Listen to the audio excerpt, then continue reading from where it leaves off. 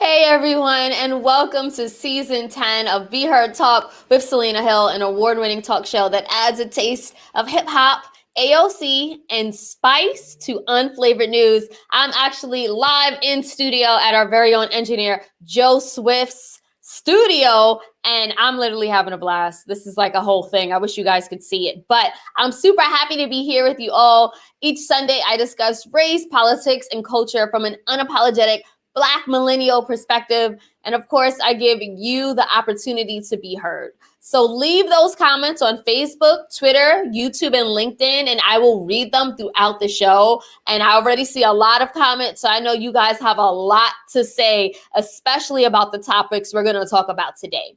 So we're going to actually start off talking about the biggest stories of the week, everything from the CDC lifting the mask mandate for vaccinated Americans, to the latest on the Derek Chauvin murder trial, to Portia Williams's wild engagement to a very rich man that was formerly the husband of one of her friends.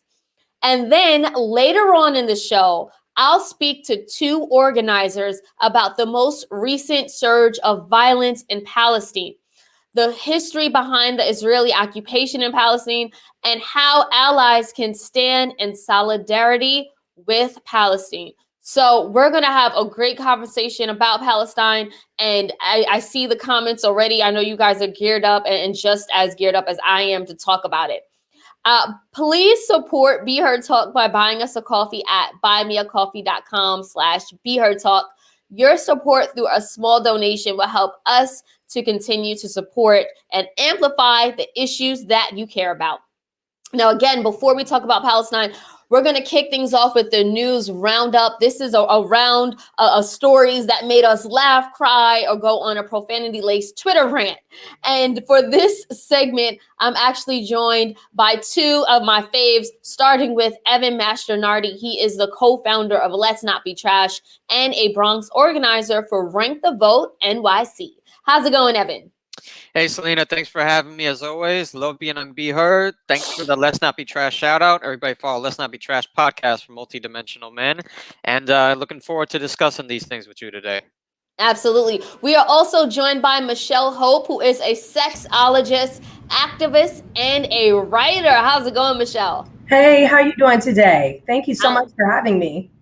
We're happy to have you. So I'm actually going to kick things off with Evan. I'm going to just throw it to you so we can jump into these stories for the news roundup. This is going to be fun. Thank you for letting me talk about this. So we're going to start off the show as we always do. As Selena says, stories that made you laugh, cry, that waka flocka meme that was like, okay, and made you go, all right, that's enough internet for today. To begin, in today's news surrounding our systems of justice and governance, Judge Peter Cahill, presiding over the Derek Chauvin trial, decided to hear motions for a longer sentence, citing aggravated factors. While the recommendations for unintentional second-degree murder are 12.5 years, the prosecution contests factors such as the method in which Chauvin killed George Floyd, created a vulnerable position for the victim, the fact that a 9-year-old girl was present during his murder, and the fact that the crime was committed with 3 or more people present. That these factors made it of particular cruelty. Judge Cahill concurred with prosecutors, stating that restraining George Floyd in the prone position with the weight of 3 police officers on him for a prolonged period did not create a vulnerability that was exploited to cause death. It was actually the mechanism causing death. Chauvin's sentencing will begin in late June, while the other 3 officers' trial will start August 23rd. Selena, Michelle, I'm posing this to both of you. I understand the prosecution is trying to give Chauvin, trying to have him to receive a longer sentence. I'm not necessarily a scholar of Minnesota law, but what are your feelings on needing further proof that this heinous act caught on camera, which looks as intentional as it gets, needs additional motions, discussions to meet this standard of particular cruelty? Does this set a damaging precedent? Michelle? What comes up in this is really this idea that whether or not we need further proof, which we don't, we saw this happen in real time. I think what it does lead me to believe is that these conversations, while they may be arbitrary in the idea of setting further precedents, I think that this may be connected to the idea that this will set precedents moving forward in future cases. While we do not want that to happen, we do not want to see future cases happen and these types of incidences continue. What we know is true is that they have continued since George Floyd. And I think that if they continue to, again, I'm not a legal scholar either, but if they need to set these motions and these standards or precedents, that should lead us to a space where other people will be convicted more harshly. Yeah, Rena? so Prophet Robinson left a comment via LinkedIn saying, until concrete legislation is signed and delivered, nothing will change. Definitely agree there, which is why we're pushing for the George Floyd Policing Act, that type of legislation. But, to the question that you asked, Evan, I think that number one, just the way the policy and the law is in Minnesota is definitely questionable. I read that in Minnesota, a person convicted of multiple crimes for a single incident is typically only sentenced for the most severe charge. So in this case, that's second-degree murder. And the maximum sentence for that charge is 40 years. However, under Minnesota law, sentencing guidelines recommend only 12 and a half years in prison for someone who's convicted on an unintentional second-degree murder charge if they have no criminal history. So I think that the judge talking about these 4 different aggravating factors is actually a good thing. He's saying that, Chauvin abused a position of trust and authority as a police officer. That was 1. Number 2, he said that he treated George Floyd with particular cruelty, which we know is true. 3, he committed a crime as part of a group with at least 3 others. And then 4, children were present during the commission of the offense. A 9-year-old testified that she felt upset, sad, and angry after watching this man's life be sucked out of him. So I think that we're definitely heading towards progress in this area. All right. Well, I appreciate your input on that, and hopefully, truly, we are. Turning to our legislative systems, Liz Cheney was ousted from GOP leadership. She was a number 3 Republican in the House, crafting the party's public messaging. After continuing to affirm that Joe Biden is the duly elected president of the United States and that there was no widespread voter fraud in the 2020 election. While in February, following her vote to impeach the former president, she was still voted by the party to keep her seat and position. This past week, she was voted out. This is primarily due to her insistence on these, God forbid, facts following Republican functions after February, including saying that Trump should not appear in future GOP events as he does not have a place in the future of the party. It appears like saying the truth may make some in power unpopular, but able to keep them in Republican leadership, but sticking to it has real consequences. Her seat has now been replaced by upstate New York Representative Elise Stefanik, a Trump loyalist. Selena, Michelle, again, it seems that we're in a tough spot here. We need Republicans to stand up to Trump and Trumpism, but when they do, they likely will lose power and be replaced by a loyalist to Trump's ideas. What do we think is the best strategy here for the country going forward, regarding representatives of conservative or even moderate districts like Stefanik's for contesting the most radical GOP ideas?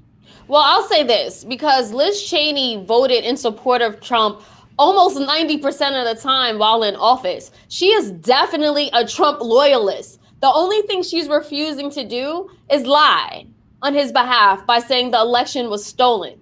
I mean, look, I really can't fathom how I really think that the Republicans at this point live in a distant world and they have no grasp on reality, because you're literally oisting a woman who is, voting in his favor and your favor because you support, Donald Trump. So I want to actually go to Prophet Robinson's comment via LinkedIn. Prophet Robinson says, Liz is a true Republican. I have respect for her. And I'm guessing Prophet Robinson is saying that because obviously she's standing up against the lie. She is a true Republican because she keeps voting for Republican values. She's extremely conservative. And just because she won't lie, like, the Republican Party is sickening to me at this point. Michelle, what are your thoughts? Well, I honestly think that if Liz was Latham and was a man, we would not be having this conversation. I think that it speaks to the idea that there are men in the Republican Party who have stood up against Trump, and we don't see them in the news cycle to the same extent.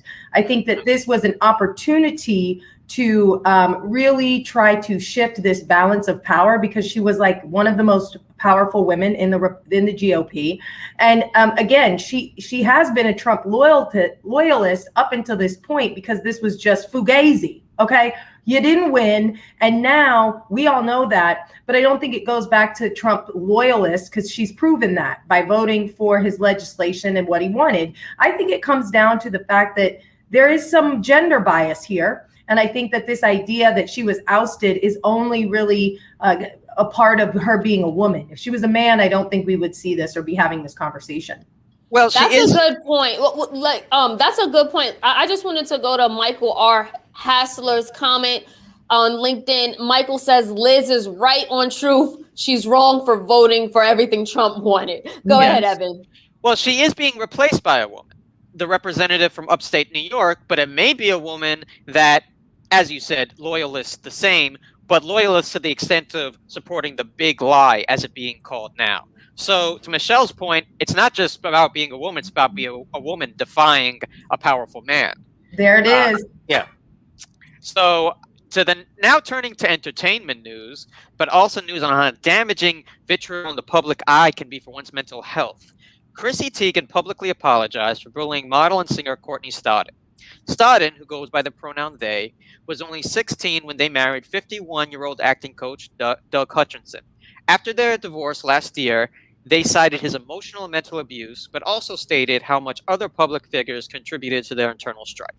This included taunts from Anderson Cooper, Joy Behar, who called her a slut, the fact that Dr. Drew performed a televised ultrasound on her breasts to prove to the public they were real, and most significantly, Teigan would publicly and privately message them, wishing they would kill themselves. While Teigan apologized for her words to Stodden claims she has never actually reached out personally to them. Additionally, years ago, Teigan found herself taking a break from Twitter, citing her own cyberbullying. But when she herself took part in it, at that time, she didn't apologize on her own volition for taking part in cyberbullying on herself. So, Michelle, I'm going to start with you. 2 questions. You're a sexologist, an advocate for women, advocate for gender equity. This is beyond Chrissy Teigan. Why, even as recent as the Twitter years, less than a decade ago, was this public shaming, calling her a slut, of Courtney Stodden so prevalent and not nearly checked enough or to the proper degree by other parties, this very gendered slander? I'll let you answer that one first, and I'll go to the second question. So, well, I think in America, we have a lot of transphobia, right? And it doesn't matter if the person is a F to M or a M to F or just gender nonconforming in general. We seem to devalue those people's experiences. And I think this is a shining example of how it's okay because this person identifies as something different on the gender spectrum that we may not all agree with and or most of us do not understand fully. Exactly. And I think that it's like a very easy target. And because we are so gendered in the United States and we want to say, oh, we care about trans rights, we love LGBTQ rights. But the problem is we're not really focused on the T and the marginalization and terror, not just by cyberbullying, but also physically. When you think this year, we've already seen over 27 gender nonconforming people murdered year to date. And this is the highest it has been. And we are on track to break last year's record. And for the last 5 or 6 years, gender nonconforming and trans deaths have skyrocketed. And every year, there are more and more and more of these types of killings. So we have to look at this as a big picture issue, that if we can, demonize a 16-year-old person who is experiencing their own processes of coming to understand themselves better, it makes it a lot easier for us to turn a blind eye when transgender killings are happening all over and we're not saying anything. So we really have to ask ourselves as a society, why aren't we having conversations around supporting these marginalized communities and uplifting them in a way that allows them to tell their stories authentically and to be supported? Absolutely. Like you said, it's not just the superficial support, it's also the disparate treatment. You see disparate treatment when it's happening to somebody of a certain gender. So to continue, second question, this is a tricky subject, but I wanted to ask you, and then I want to get Selena's input after this. The relationship, while on its face, that's between Stodden and Hutchinson, who is decades her senior, is fraught with power dynamics. Yep. But it was legal, and to the extent that it was entered into, again, on its face, consensual. Yet it is understandable why outside parties may have legitimate concerns as to how healthy such a relationship can be for a 16-year-old. How do we effectively discuss the potential damaging dynamics of relationships such as this one with power, such a huge age difference, which by their own account, meaning by Stodden's account, did have abuse, but while respecting women's agency to be in the relationships that they want to be in? I think it really boils down, I've said this before, we need to focus on identifying a federally mandated K through 12 inclusive and medically accurate sex ed curriculum nationwide. I think that what we have to understand is that these are very complex issues. They're very layered issues. But if we don't start having conversations and building context, not only for our community members, but also children, we will continue to see this type of example of problematic, to some extent, relationships. Power dynamics in relationships, especially romantic or sexual ones, are really rooted in open communication, honesty, and an ability to understand the context of power dynamics in that very relationship, right? So as a 16-year-old, you have to understand, why would this person so many decades older than me want to be in a relationship with me if not for the imbalance of power and being able to retain power over that person in the relationship? Like, we have to really boil it down to what is education and how do we teach people what healthy relationships look like if we're waiting and saying this is not something we should be teaching in schools. Right. And this was, like you said, this is more than just a fling or sexual. There's a lot more to this. They got married. They had a long-standing relationship that had abuse. So it's not just about sexual attraction. This is about the mental health and emotional health part of it, which power dynamics can definitely affect. Thank you for that. Selena, your thoughts on this? Yeah, no, I mean, Michelle said, she explained everything really well, and she basically said it all. I echo everything that she said. I think that it was... The relationship dynamic here is definitely something to be scrutinized. I personally wouldn't want a 16-year-old child in my family marrying a wealthy 51-year-old man because of the reasons already named. But it is a quote unquote free country. I do want to say this about Chrissy Teigan's comments to Courtney Stodden at that time, and she was just 16. It wasn't just Chrissy. Right. And Anderson Cooper, right. Joy Behar, right. A number of people were criticizing Courtney for the marriage and the situation. And it really speaks to the current zeitgeist of that time. This is 2011. We live in a very different world and society, and we have seen some progress where things like that are just not cool anymore. So again, I do just want to keep in mind that we are holding, Chrissy Teigan to a standard that was more than a decade old, right? Mm-hmm. Now she apologized. I don't think her nor Anderson Cooper, who has come out as a member of the LGBTQ community. I would hope that they no longer feel like that, and they no longer say things like that. I think a lot of us have evolved over the last 10 years. Well, I just want to add one follow-up. It wasn't right though, but I'm just saying it was different back then. She did tell her to kill herself. I mean, I do think, yeah, go ahead, Michelle. I think I want to say two really quick things. One, I don't care if you're gender nonconforming, trans, heteronormative, or whatever. A 16-year-old getting married, there should be a conversation about that in its entirety, because you don't have the prefrontal cortex of the brain is not fully formed yet, and so you cannot really grapple with the understanding of what a marriage is. That's one. Two, the idea of anybody telling anyone to kill themselves on social media is just being a bully behind this safe space. Like, people talk out of their asses online, and it's painful and it's hurtful. And I don't even know if I was allowed to say that cuss word. I apologize, but it just, to me, really makes me think that we are a coward society to get likes and retweets. And let's be clear, Chrissy Teigan talked about cyberbullying too, and this wasn't too long ago. Twitter was used, DMs were used, and she talked about cyberbullying herself, and she did not take that opportunity to talk about her own errors there. It was only until it was exposed. So it sounds to me like this is more of a moral compass issue than it is about, and how we wait for some sort of acquiescence on a larger level, coalesce around a certain issue before we actually understand that it's wrong, as opposed to just doing it for moral reasons. Just wanted to throw that out there. Last thing, in other news, Ellen DeGeneres will not be returning for her show's 20th season, citing that she was tired of doing it. However, in wake of the fact that her positive, upbeat brand took a major hit when allegations of a toxic workplace, including unchecked sexual harassment, first surfaced in a BuzzFeed report, which resulted in the fire of 3 executives, journalists wonder, is she being tired or tired of taking accountability? So, to me, the reason Ellen is leaving isn't the main reason here.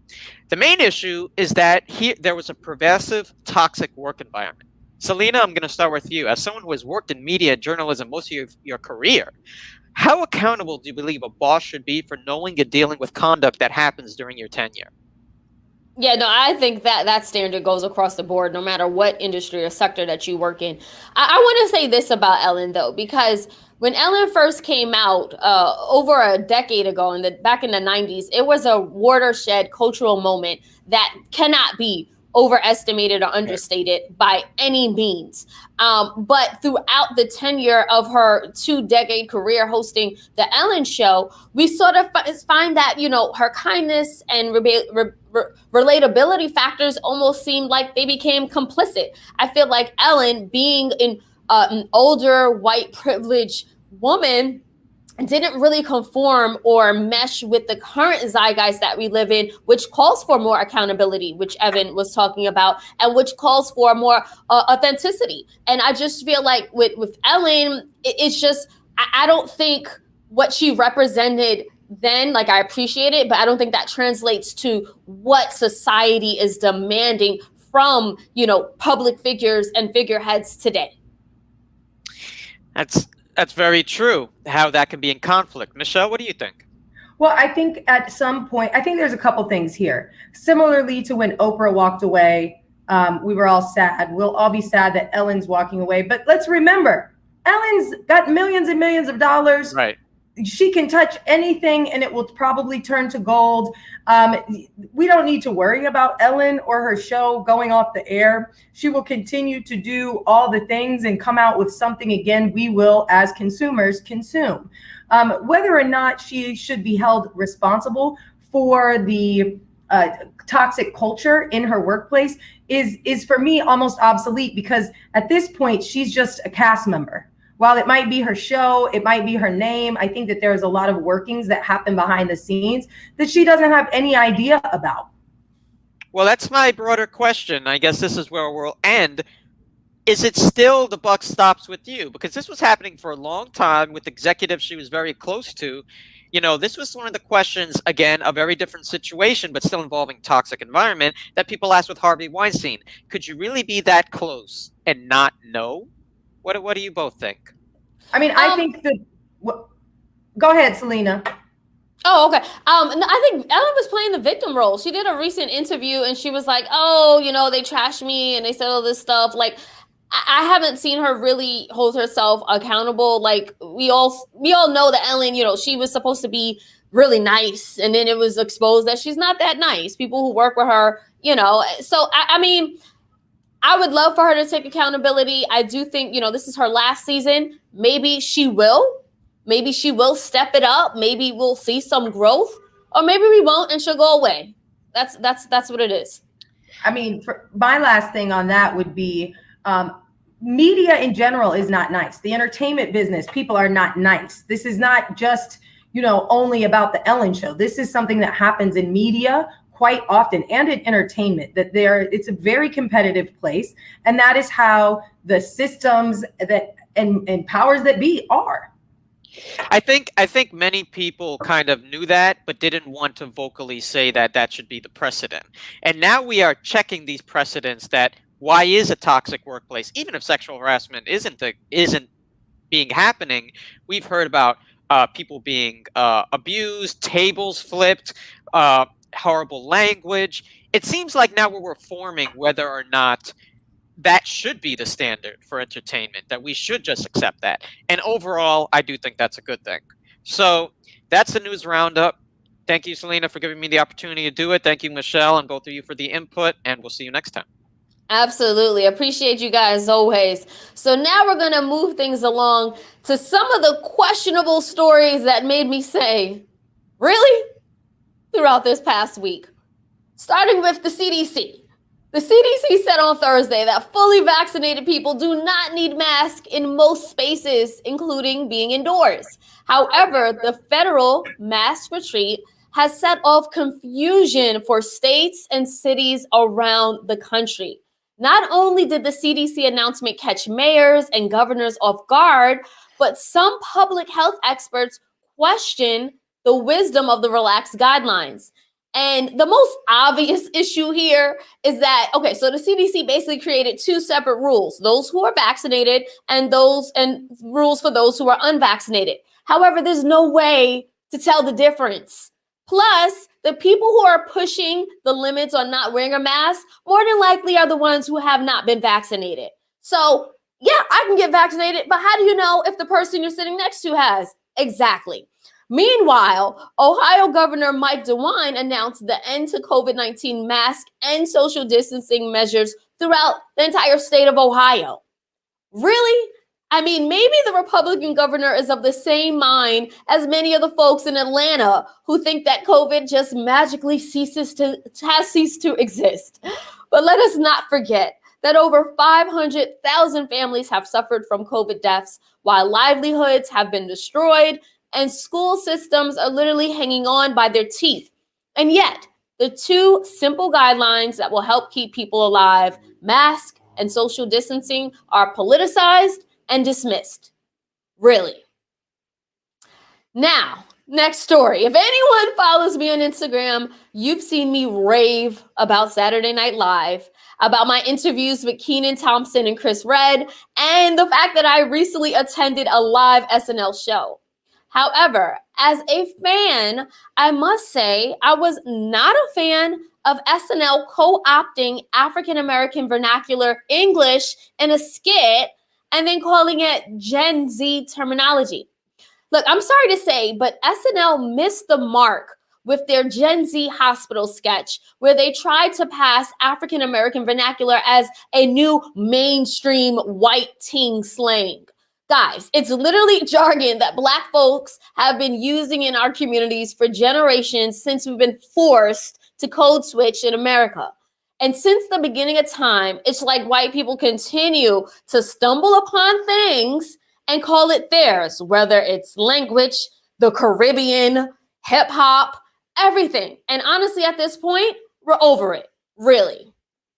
Last story, Portia Williams. Portia, you really wanted Phelan's man because we saw in your house and they captioned her as your friend. And we saw the picture with you, Dennis, and Simon. And we get it. He has some change, like $40 million. And, you know, it is what it is. But seriously, you're really going to marry him? This is the man? Portia, we saw your growth. We saw you going to therapy. We saw your loyalty to Tanya and Shamia for so many seasons.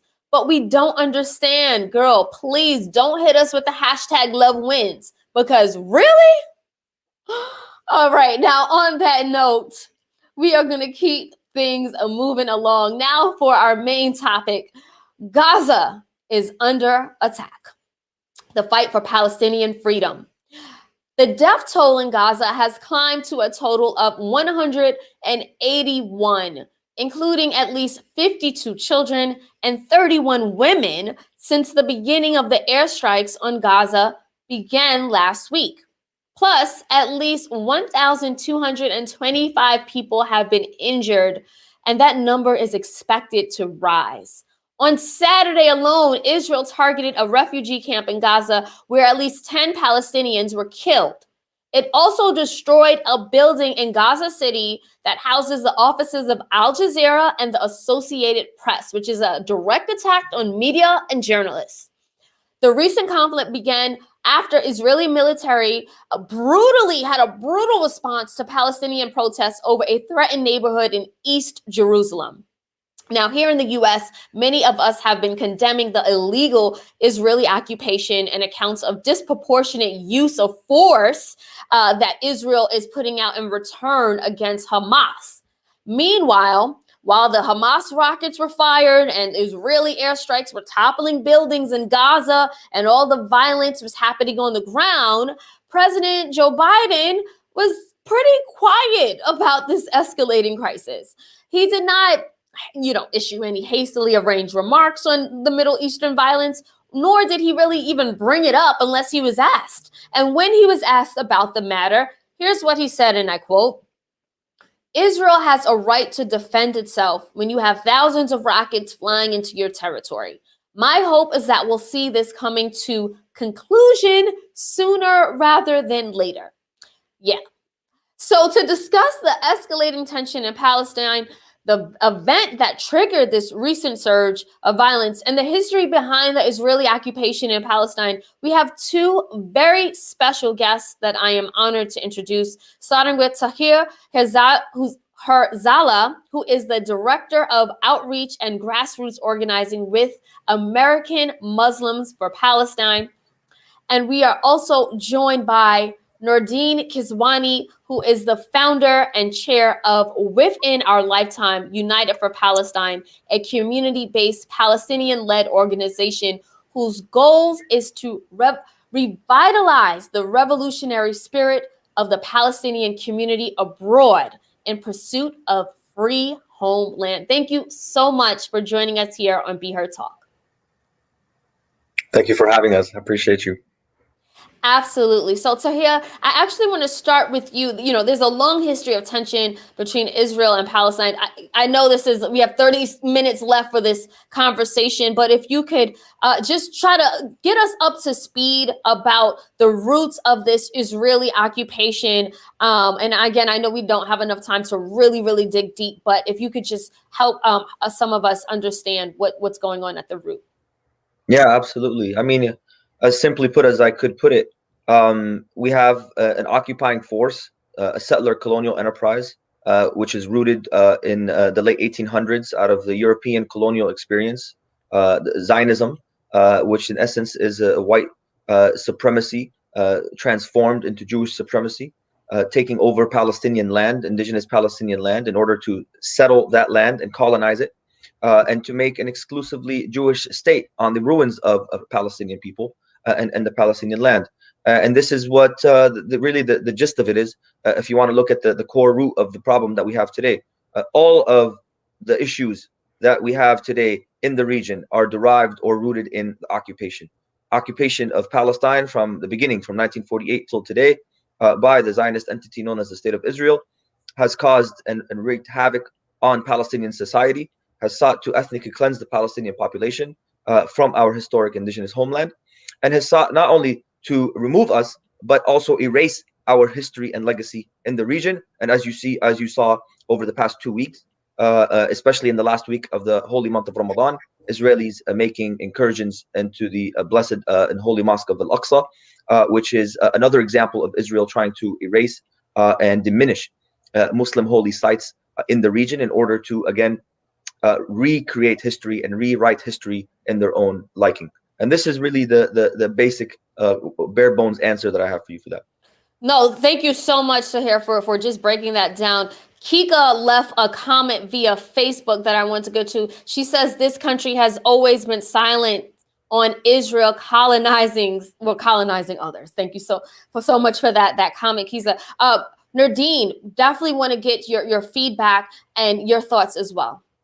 Yeah, I think, Tahir pretty much summed it up. And, I'm glad that he brought up, since 1948, yesterday, May 15, it actually marks the 73rd year of the ethnic cleansing of Palestine, the genocide of the Palestinian people that began in 1948. A lot of people look around and they think that this problem just started, when bombs started dropping. But Gaza has also been under siege and blockade since 2007. So nothing can get in and out without Israel's approval. And they don't have clean water. They don't have electricity for 16 hours a day. 100% of the population suffers from post-traumatic stress disorder. And 45% of the population is under the age of 14 years old. So quite literally, when Gaza is being bombed by Israel, they know that children are going to die, and they do it anyway because most of our population is young.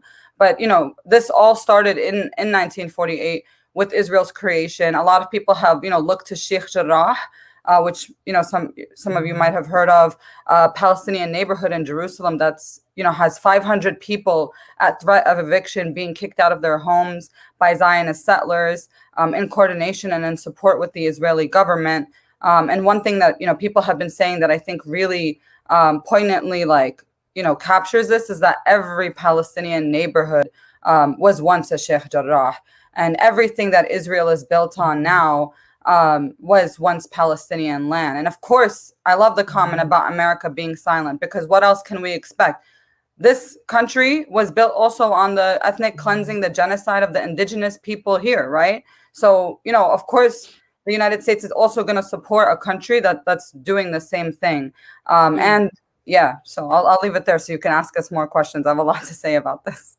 No, Nardine, thank you for just speaking truth to power. I did want to get to Khadijah Caroline Cruz's comment via LinkedIn. She says, Israel is treating Palestinians like America was and is still treating people of color. So to your point, Nardine, this is, pretty unsurprising. And I did actually want to just dig a little bit into President Joe Biden's response a little bit more. Were you in any way surprised? Because, he said himself, I'm going to be the most progressive president ever. But it's like, where are you on this crisis that's going on? Yeah, not at all. I wasn't surprised. I mean, every single U.S. president at this point, during their time as presidency, has supported Israel. And even if he gave us some fake lip service where he, made some, fake thing to pretend to stand with Palestinians, we still wouldn't believe it, because the United States gives $10 million in our tax money to Israel every single day. And that's not a typo. Literally $10 million every single day, instead of, they still don't have clean water in Flint, Michigan. We can't even give people adequate access to healthcare in this country, but we have $10 million a day to send to an occupying army that's putting bullets in the chests of Palestinian children. And the NYPD literally has an office in Tel Aviv, in Israel. Police forces from the U.S., including, Minnesota, Ferguson, so many of the most violent forces we've seen, even the NYPD, are being trained in Israel from moves like the knee on the neck. And they also share, they get their same supplies, tear gas, so-called crowd control tactics that are actually violence to repress and oppress uprisings. And yeah, they're treating us like the same way, like we're terrorists, because they know that we have a struggle, and they know that, we're righteously angry, and they want to take that down. Absolutely. So, Tahir, I definitely want to get your response. And I know that Prophet Robinson said the Obama administration too dog Palestinians. He said that via, I think it was LinkedIn a few minutes ago. Tahir, what is your response to, Biden's response and just the history that America has of being so supportive of Israel and not calling out war crimes or would do in any other instance. Absolutely. I mean, the United States is not only silent about Israel's war crimes, the United States is an active participant in Israel's war crimes. I mean, we should be very clear and frank about that. Without the US support and funding and political cover that is provided in the international arena, Israel would not be able to do what it is doing today. The United States is fully complicit in the violence committed against the Palestinian people. And our sister Nerdine just brought you the numbers. Yes, $10 million every single day, close to $4 billion annually in military aid. That means American weapons contractors are profiting from the murder of Palestinian babies. The American prison industrial complex also profits. You know, all the evil forces in this country that oppress our people here domestically are party to the oppression of Palestinians abroad. And this is the problem that we have. The Biden administration came into office saying that they are going to be the human rights presidency, that they are going to flip the script on the Trump administration's policies of working with despotic regimes and human rights violators. Well, here's your opportunity, Mr. Biden.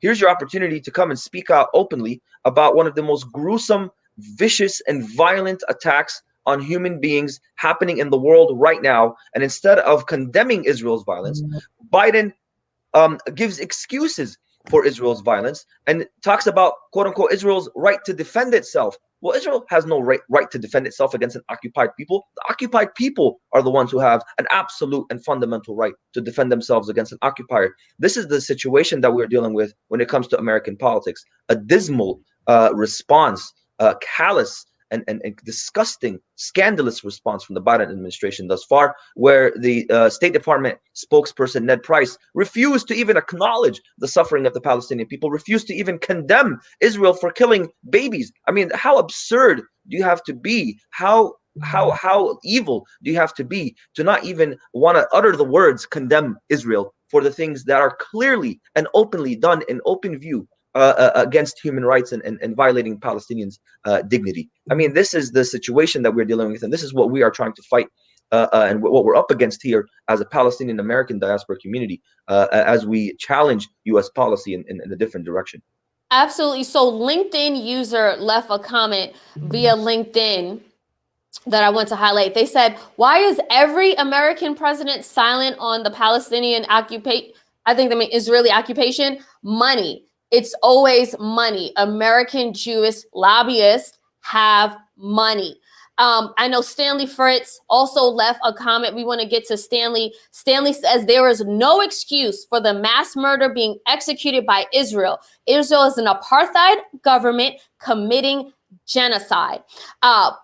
We absolutely would agree with that type of sentiment, but it's something here that I feel like American media in particular doesn't frame it like that. Like even the so-called progressive left, you know, when I'm reading about what's going on, I'm hearing, you know, they're saying, oh, there was evictions and, you know, people are upset and there's clashes of violence. And, you know, hearing that and reading that and not understanding the slant can become confusing. So I wanted to also just clarify the recent events that are happening, because I think American media is not doing a good job, especially when we talk about eviction. So Tahir, I'll throw that one to you too. Can you talk about the most recent events that triggered everything? Yeah, and absolutely. I mean, you know, people always say, you know, oh, you know, there's the surge in violence and this and that. But I want to contextualize that for folks a little bit. Palestinian people are living under a constant state of violence. When we're talking about the siege on Gaza over the past 15 years, we're talking about ethnic cleansing and expulsion over the past 73 years. We've been living in a constant state of violence that Israel has imposed on us. So when we talk about the surge of violence, we need to think about these things when we look at this current context of the situation. You know, of course, this surge that we see now happening over the past several weeks really started in the neighborhood of Sheikh Jarrah, as the Palestinian families there were being forced or violently really expelled from their homes that they've been living in for generations. And then we saw that spill over into the holy places that Muslims were praying in, in Ramadan, particularly in Masjid al-Aqsa, where Israeli forces decided to barricade the mosque and prevent worshippers from praying in there. And then for the main reason that there was supposed to be a Jewish unification of Jerusalem holiday, where Israeli settlers, Israeli colonizers, were to take over Masjid al-Aqsa, and therefore the Israeli forces were sent into the mosque to empty the mosque of its Muslim worshippers, so that the Jewish settlers can come and pray and celebrate their victory in 1967. So that obviously caused a lot of tension and clashes. Palestinian worshippers, as they were kneeling praying to God, were shot with rubber coated steel bullets and tear gas, among other things, all weapons of war that were used on the streets here in the United States, in Ferguson and Baltimore and all the other cities that had uprisings. Same stuff that we saw being used there was being used in Palestine. And we saw worshippers being forcibly beaten, removed from their place of worship.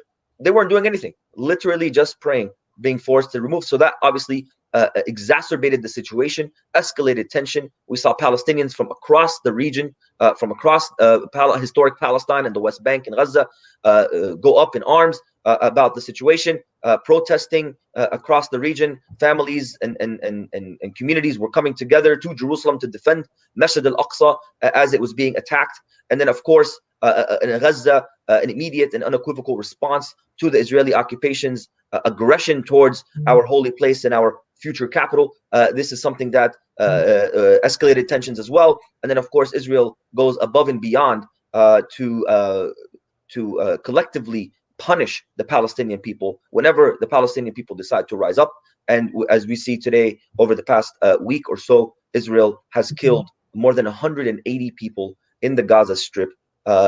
Actually, about 40 of them children under the age of 18. Unbelievable brutality and violence that we are witnessing, something that would really make Attila the Hun and Genghis Khan look like saints in the historical context. It's really incredible to watch that the entire world see what's happening in Gaza without taking forceful and assertive action against the state of Israel. Yeah, absolutely. David Skinner left a comment via LinkedIn saying decades of Israeli treatment towards Palestinians seem to mirror the South African apartheid government treatment towards the indigenous South African people. And then Kika chimed in as well. She says, and when you call it out, you're called anti-Semitic. Nardine, we were talking about the recent events that led to obviously the crisis that's going on now. Where do you see this going? Do you think, I'm seeing media again, they're saying, oh, it's an all-out war. It's going to be an all-out war. Is that accurate? I mean, we've been under genocide for 73 years. So whether or not Palestinians are getting bombed, obliterated in Gaza, they're dying anyway, whether it's for lack of medical treatment, not being able to leave the most densely populated region in the world that has crumbling infrastructure. Palestinians are dying anyway. The United Nations said that Gaza would be unlivable in 2020. So for us, it's been, I wouldn't call it a war, because a war implies that, it's two equal sides with an armies and the same, kind of like on the same playing field, but we're not. We're occupied at the end of the day. Gaza is under siege, not even like certain food, certain things can't get in and out without Israel's permission. There have been many attempts to send, food aid, different types of aid to Gaza for over the last 15 years. And, they leave cargo ships rotting. They don't even let them come in. And anyone who tries to break the siege gets shot. So for us, it's always in this state. And, even when I was last in Palestine in 2014 at Al-Aqsa Mosque, every day, Israeli soldiers would come in and do the same things that we're seeing now to worshipers in Jerusalem. They would literally have a policy where if you're not a woman or a man under the age of 50, only men under the age of 55 would be not allowed to come. So if you're 55 and older and a man or a woman or a child, you'd be allowed to come pray. So they would basically, just have people they would think to be more vulnerable, and then they would come in and start shooting people. And of course, the mainstream media, not only does it not cover it, it flips the script. So New York Post literally had a headline that said that, Hamas killed 20 people in Israel, including 9 children, when it was actually the opposite was the case. It was Israel that killed 20 Palestinians in Gaza, and including 9 children. And then when they realized they made the mistake, they didn't even correct it to publish it. They just made it about, Hamas and Israel exchanging rockets, right? But when it's Israelis or Israeli kids they thought who they thought died, they want to uplift that. But if it's Palestinians, they want to sweep it under the rug. And also, Nelson Mandela has said, our freedom is incomplete without we know all too well that our freedom is incomplete without the freedom of the Palestinians. In response to the apartheid comment, even his relatives now are still fighting for a free Palestine. So this is well known. And of course, yes, if you fight for Palestine, you're considered anti-Semitic. Even though I'm an American citizen, my father was born in Palestine. All 4 of my grandparents from both sides of my family were born in Palestine. I'm not allowed to go there. I was banned by the Israeli government when I was 20 years old, literally in 2015, because I was part of a Palestine organization on my campus. That's, it's very popular and well known.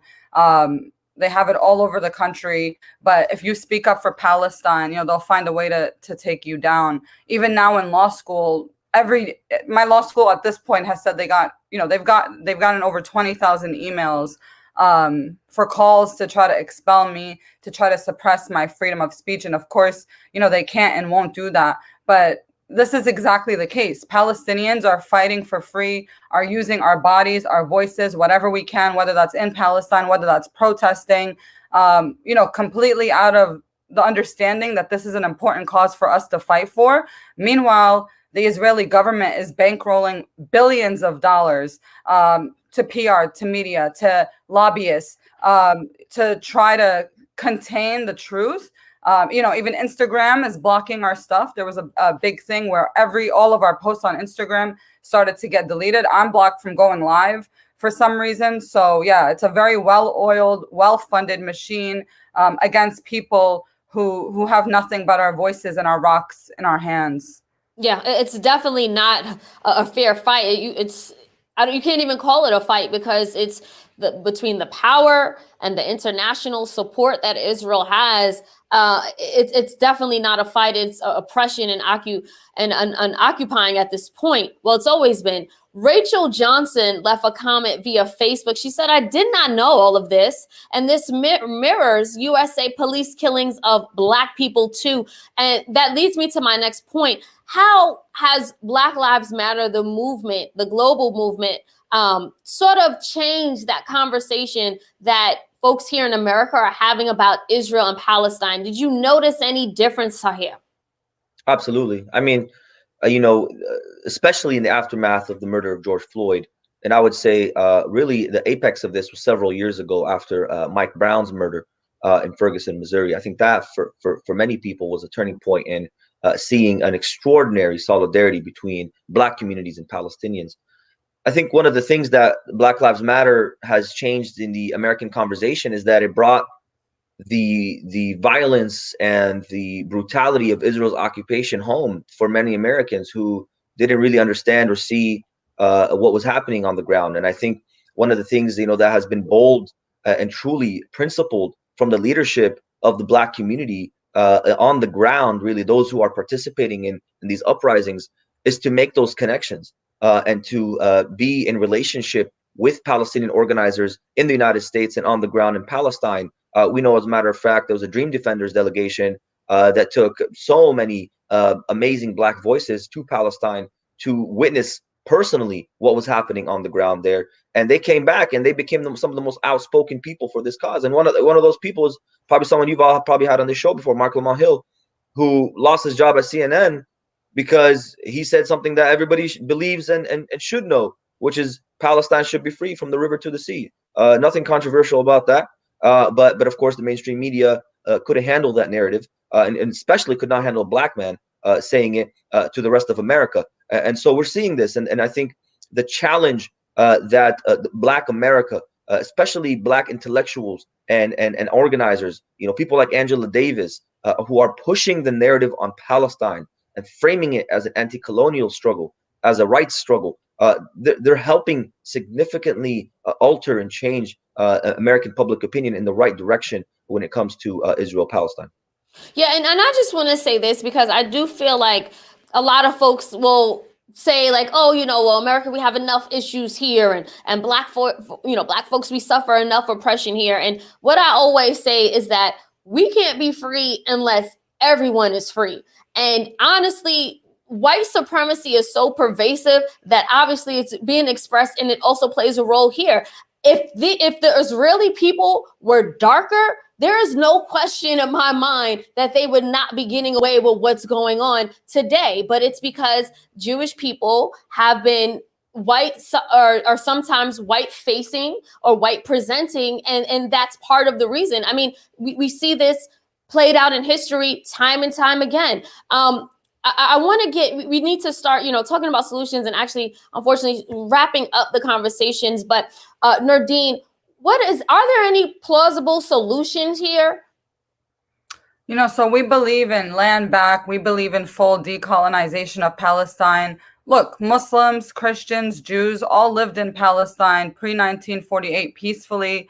We're Muslim. My grandmother used to tell me stories of her doing Easter egg hunts in her village, and how they would go to the Jewish butcher because it was better. And there are still Jewish people in Palestine that don't recognize themselves as Israelis. So, for us, having one Palestine, freedom for all, nobody can have supremacy based on their religion, based on their race, because, a Jewish state implies, and not just implies, it effectively and de facto is going to be Jewish supremacists. So, having one Palestinian state for all people who want to be a part of that, and not, just destroy and kill and ethnically cleanse the Palestinian people, is the most just and realistic solution, because there are so many Palestinians still fighting for their land within Palestine. And as long as, Israel is colonizing us, Palestinians will not stop fighting for our rights and for our freedom. And there are also millions and millions of Palestinian refugees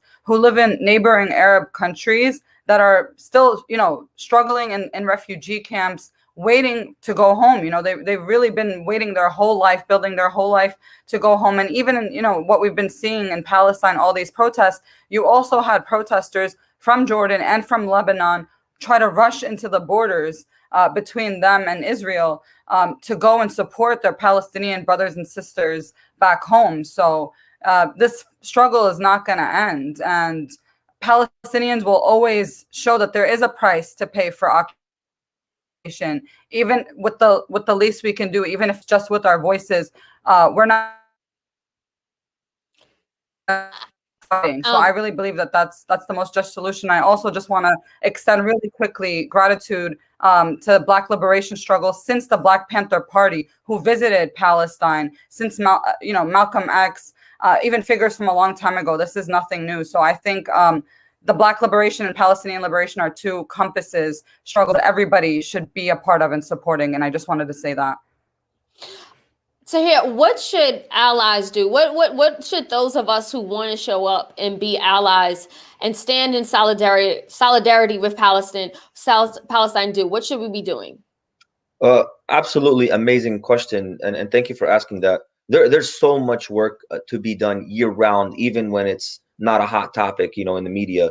Number one is, we're as a Palestinian people, we have made the call to boycott, divest, and sanction Israel. This is something that is fundamental right of our people, and boycott is a common used tactic to achieve rights and to achieve political gains. So we ask that the community, Americans in general, participate in boycott of Israeli products, a boycott of Israeli companies, academic institutions, all that support and aid the occupation and extend the occupation. That's number one. Number two is, follow and listen to Palestinian voices.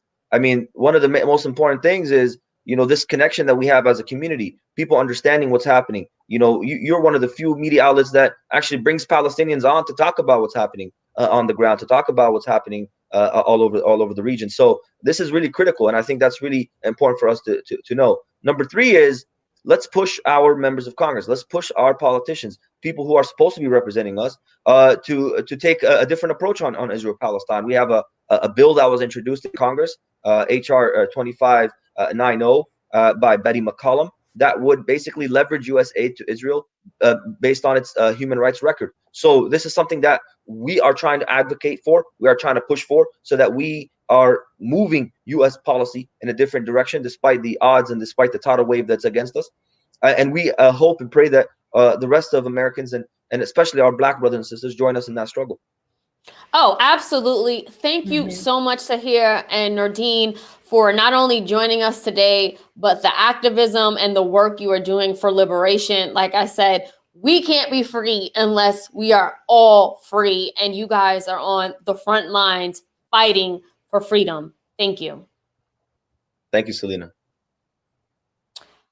On that note, we are actually going to end this episode of Be Her Talk on Oh, absolutely. Absolutely. We're going to end on a positive note. On a segment we like to say, Black Women Rise. So for today's Black Women Rise, we celebrate an actress and a philanthropist who is one of our all-time favorite TV moms and the essence of Black excellence. I am talking about Phylicia Rashad, who is now the dean of the newly reestablished College of Fine Arts at Howard University. So this is a full circle moment for Rashad, as her father and her sister, Debbie Allen, graduated from Howard University as well. Now, she is known most famously for her role as Claire Huxtable on The Cosby Show, and she recently appeared on TV shows like This Is Us, David Makes Man, Empire, and the new Christmas classic Jingle Jangle on Netflix, proving that her acting skills and her beauty is only getting better with time. Her career has spanned over decades on both the screen and the stage. She also received multiple Tony Awards and Emmy nominations, giving us countless moments of Black excellence. Look, the students at Howard are indeed very lucky to have Miss Rashad championing their education. Thank you so much, Phylicia Rashad, for everything that you do. I want to thank everyone for tuning in to Be Her Talk today. Please remember to support us by buying us a coffee at buymeacoffee.com/BeHerTalk. Your support will help to support us as we support you and the causes and the issues that you care about. Until next week, take care.